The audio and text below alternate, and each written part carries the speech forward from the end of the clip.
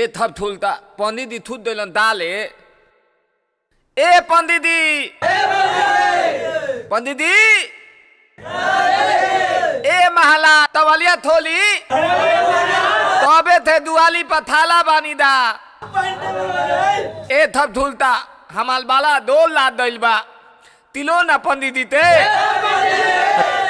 रे पुदीनमा का अलग के लिए बड़े रे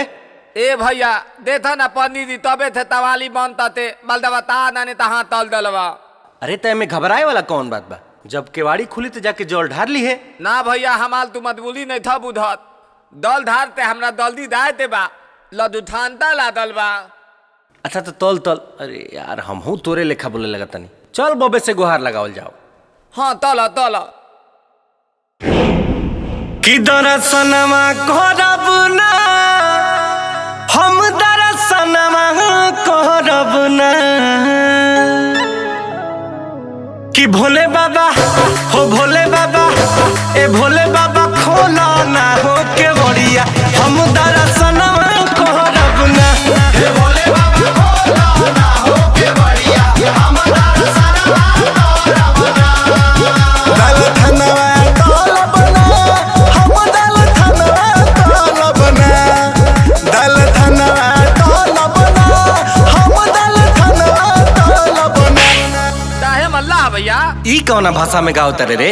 भोले बाबा भी कंफ्यूज हो जिए कि तू का कोहल चाहता रे चल हमरा संगे गाओ कि भोले बाबा ए भोले बाबा हो भोले बाबा खोला ना हो के बड़िया हम दरसनमा करब ना ए भोले बाबा खोला ना हो के बड़िया हम दरसनमा करब ना।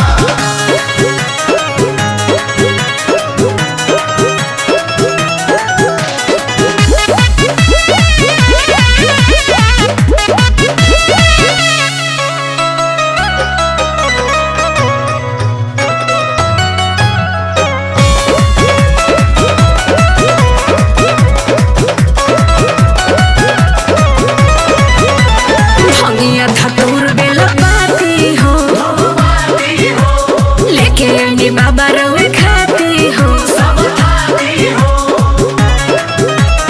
आए हाय हाय हाय भंगिया धतूर बेल पाती हो धूप पाती हो लेके आनी बाबा रवे खाती हो सब खाती हो अले दल थनवा तलब ना हम दल थनवा तलब ना।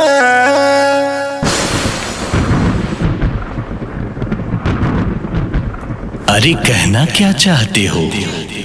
इती होली अरे भोले बाबा होन रे कि भोले बाबा ए भोले बाबा हो